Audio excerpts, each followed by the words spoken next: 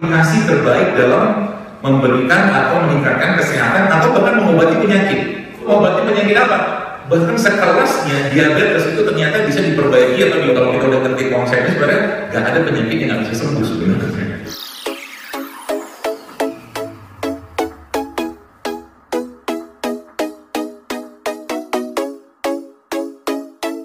Setengah dari ilmu pengobatan ada pada ayat ini, ya. Jadi kalau berarti dari kesimpulan di sini, apakah ada sebuah katakanlah kesimpulan awal? Berarti saya boleh dong makan seperti makan yang dia kurang serat, ya, miskin serat, yang banyak minyaknya, ya, yang sangat populer di Indonesia contohnya gorengan, misalkan boleh kan ya, kan makan gorengan boleh aja. Ya. Tapi kalau tiap hari makan gorengan, itu namanya doyan. Ya. Dan kalau sudah kita bicara pada sisi katakanlah nilai gizi ataupun pembahasan yang lain, itu panjang nanti akan ceritanya. Ya. Nah, kita kembali ke sini dulu. Jadi bagus sekalian, syariat puasa ini ya, tadi saya katakan tadi, makanya memang manusia itu kan dibekali dengan hawa nafsu, maka pengennya senang-senang aja terus. Ya. Tapi tubuh kita ini kan perlu diistirahatkan, dan dia ada waktu. Mungkin kita pernah mendengar atau mendapatkan broadcast WA seorang peneliti di Jepang, ya, yang dia meneliti tentang ada satu konsep yang disebut dengan autofagi. Autofagi itu sel-sel tubuh kita itu yang sehat memakan sel yang rusak. Nah, autofagi itu hanya bisa katakanlah terjadi kalau tubuh kita dalam kondisi lapar atau berpuasa. Jadi kalau ditanya obat, ya, terlepas dari manusia itu kan pasti akan mati. Tapi kalau sekarang bahasa kerennya itu anti-aging, glowing, apa segala macam itu, kalau ditanya apa obat atau mungkin resep glowing dan anti-aging terbaik, jawaban saya puasa. Karena puasa itu akan meremajakan sel, gitu. Puasa itu akan memakan sel-sel yang rusak. Puasa itu akan membongkar, ya, sel-sel yang selama ini nggak aktif, gitu. Dan yang luar biasa lagi apa? Energi tubuh kita akan diperbaharui. Jadi kalau ditanya berarti puasa itu obat. Puasa itu obat meskipun, ya, itu bukan hadis yang kita sering dengar sumu tersihu. Ya, puasa engkau maka niscaya engkau akan sehat. Ya, tapi itu benar kalimat itu. Puasa itu memang menjadi sebuah protokol atau protap atau mungkin aplikasi terbaik dalam memberikan atau meningkatkan kesehatan atau bahkan mengobati penyakit. Tidak heran kalau sekalian ada seorang dokter yang di Amerika itu sekarang bahkan dia membuka fasting klinik, klinik berpuasa. Ya, ini berpuasa untuk mengobati penyakit apa? Bahkan sekelasnya diabetes itu ternyata bisa diperbaiki atau diobati dengan puasa, Masya Allah. Jadi kalau kita udah ngerti konsepnya sebenarnya nggak ada penyakit yang nggak bisa sembuh sebenarnya. Ya, nggak ada penyakit yang nggak bisa sembuh kecuali dua kata Rasulullah SAW, yaitu apa? Kematian dan pikun. Ya, pikun itu ya bisa kita katakan kalau mungkin kita bicara tentang bagaimana agar masa tua jangan pikun, maka jawabannya banyak-banyak baca Quran. Ya, banyak-banyak baca Quran itu akan mencegah seseorang itu kena demensia atau pikun. Nah, di sini baru sekalian ya, kita belajar ternyata memang ada seperti protokol ya, atau mungkin tools ya tanda kutip atau aplikasi yang Allah berikan untuk manusia kita ini agar bisa tetap sehat. Karena sel-sel tubuh kita itu setiap hari, setiap pekan, setiap bulan, setiap tahun dan waktu-waktu tertentu mereka itu beregenerasi. Ya, yang ini karena dunia barat tidak mengenal puasa sebagaimana puasanya umat Islam atau kaum muslimin, maka mereka mengadakan atau membuat sebuah protokol yang disebut dengan intermittent fasting kalau ada pernah kenal.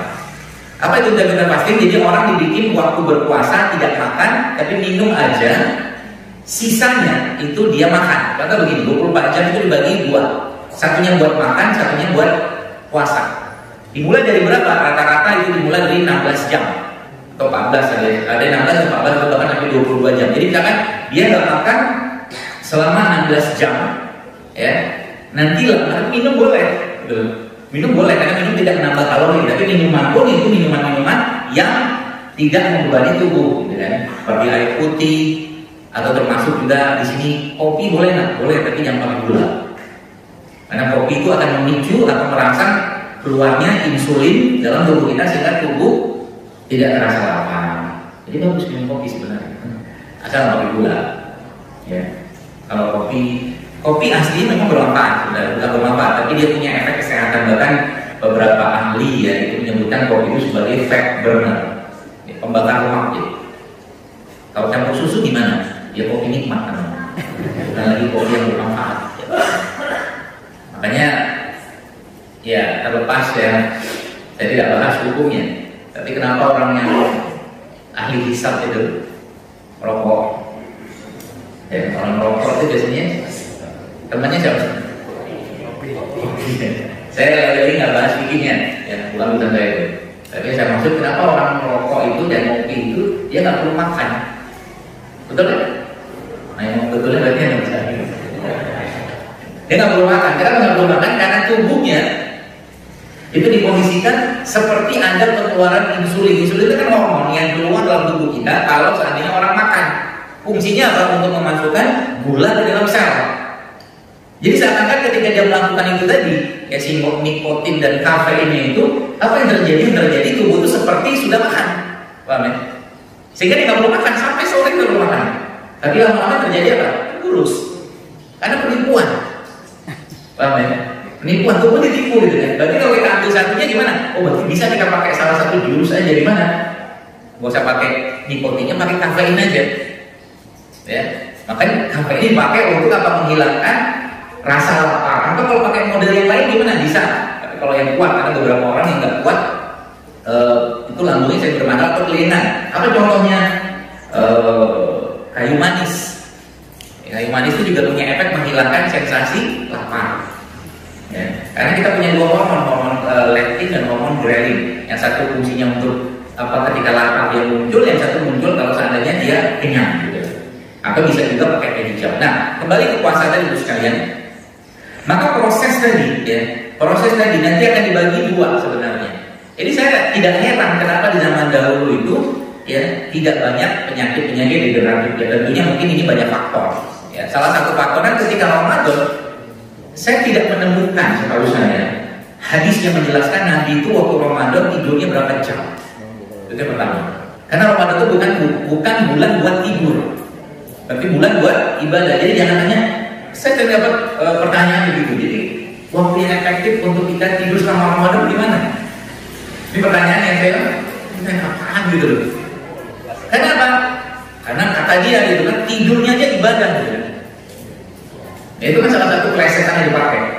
Lah kalau tidurnya ibadah gimana ibadah beneran gitu loh. Baca Qurannya, zikirnya segala macam kan gitu.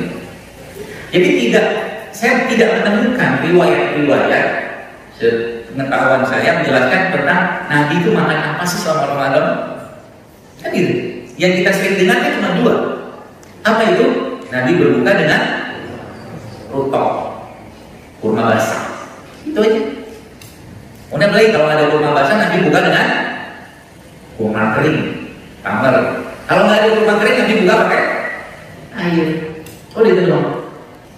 Ya, yang saya tahu. Kemudian sahurnya apa? Ada sebutkan Nabi sahur apa? Ada. Nabi cuma bilang sahur itu berkah. Maka sahurlah kalian meskipun hanya dengan sekedar air putih. Kan gitu. Gak disebutkan kita katakanlah berbuka dengan yang manis kan nggak ada. Akhirnya kan tiap masjid, saya nggak tahu. Saya pengen tantang masjid Al-Iman ini, Al-Amin ini. Tahun ini kalau bisa siapkan takjil yang sehat-sehat gitu. Yang nggak begitu-begitu. Karena kan selama ini kalau saya tanya takjil kita biasanya apa? Nah, di zaman purbakala dulu. Gorengan lagi, terus yang kedua minumnya apa? Sirup. Apa lagi? Ya itulah pokoknya. Ya koleksi oke lah. Tapi saya sering bilang nggak ada perubahan gitu. Naik kelas sedikit, naik kelas maksudnya bukan kita apa namanya ya? Apa ya? Maksudnya itu bukan kita menaikkan standar itu bukan, tapi dalam artian kita memberikan hak tubuh itu yang lebih baik gitu. Ya. Karena kan 11 bulan sudah gorengan. Ya, 11 bulan sudah teh. 11 bulan sudah minyak dalamnya. Kenapa pada 1 bulan ini katakanlah tubuh diberikan haknya lebih baik, yaitu memberikan yang terbaik pada tubuh tersebut gitu. Kenapa?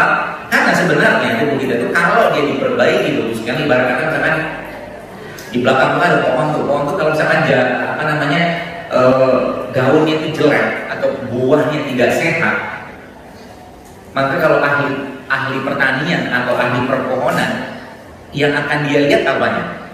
Akarnya sama tanah sekitarnya kan gitu. Maka manusia itu sebenarnya juga sama. Boleh dibilang semua penyakit itu, ya, meskipun ini bukan sabda Nabi SAW, tapi ini benar, ya, bahwa semua penyakit itu akarnya memang ada pada perut. Kalau perutnya baik, maka baik semua. Kalau perutnya rusak, rusak semua. Gitu ya.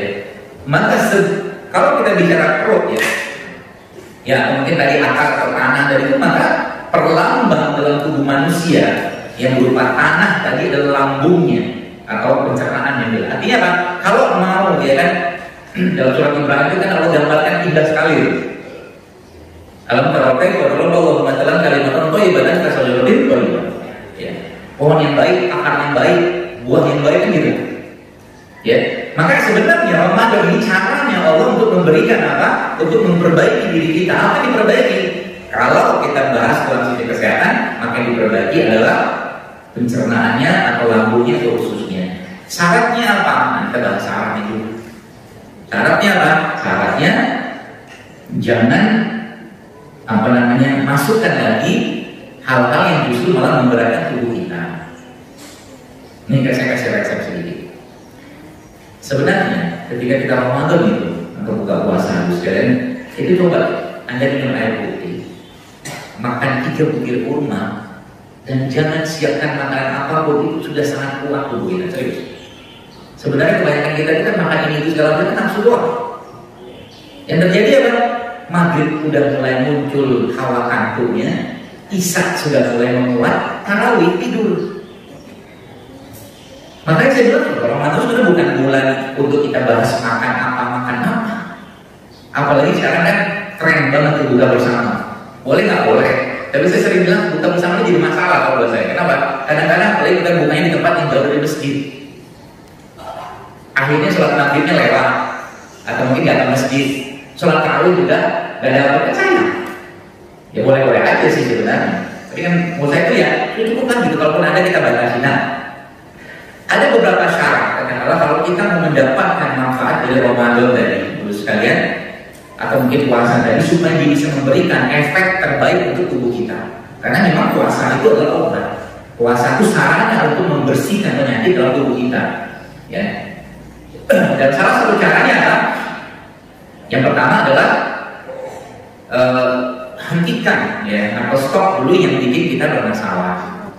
Ya, jadi maksudnya tadi yang saya menantang dari masjid untuk membuat itu ya salah satunya ini sebenarnya. Ya. Apa itu? Yang pertama, coba nanti waktu Ramadan, ibu-ibu bapak-bapak yang kan dapat jadwal takjil, ya, takjilnya coba bikin takjil yang bebas tepung terigu. Bisa nggak? Mulai diem. Itu gampang, lebih gampang daripada hanya bikin gorengan. Serius. Contoh, gua bisa. Apa lagi? Ubi bisa. Ini tajiran tradisional itu. Kita tinggal cepung-cepung doang jadi. Bisa. Singkong tuh direbus, kasih cocolan dikit, kasih apa? Sambal. Dapat tuh. Kan bebas tepung. Jagung, kita bisa. Tiap hari gitu aja sama sebulan. Wih, Masya Allah, sehat tuh. Meskipun saya tidak tahu nanti di rumahnya makan apa. Rumah dibalas dendam nanti. Ya. Udah bebas tepung, akhirnya apa? Ngirit minyak, kan lebih mahal. Dikukus, direbus kan gitu kan.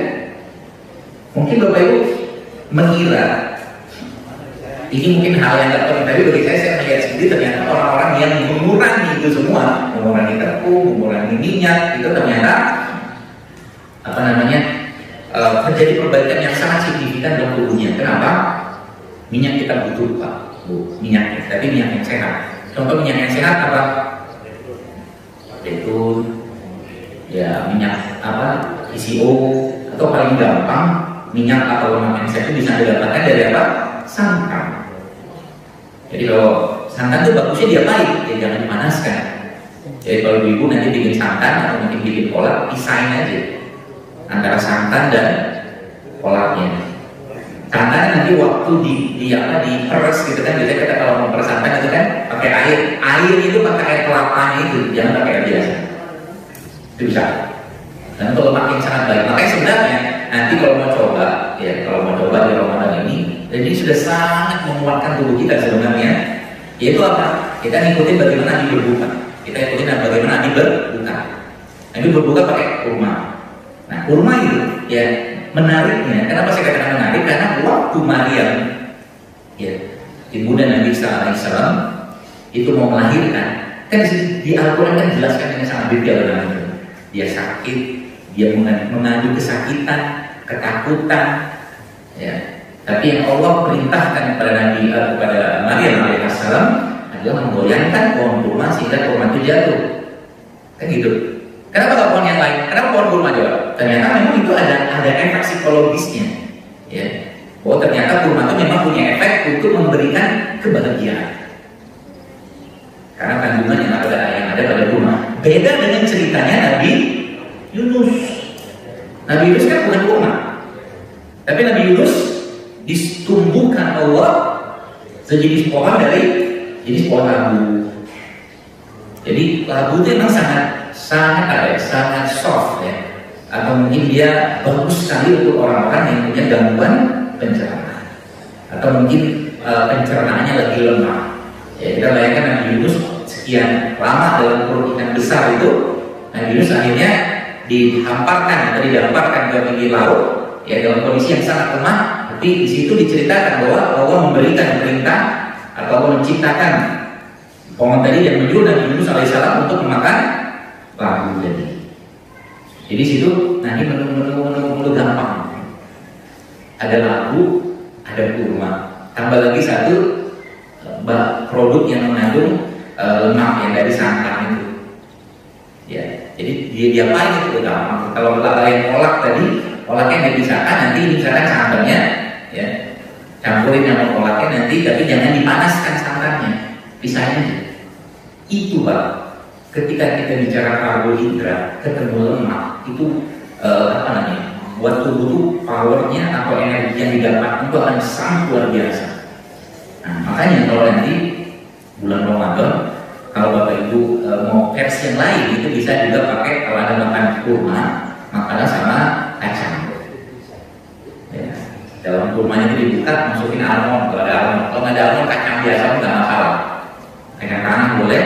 Itu sudah memberikan tenaga yang kuat. Dan yang menarik adalah ternyata itu tidak menaikkan gula darah kita secepat kalau seandainya kita hanya mengkonsumsi itu saja. Apalagi kalau orang habis makan nasi, ya ada sebagian itu yang badannya lemes, ya, bukan badan lemes, ngantuk, ya nggak bergairah, karena memang tubuhnya fokus lagi untuk menyelesaikan masalah baru yang muncul karena nasi tadi, yaitu gula yang berlebihan atau banjir gula, ya.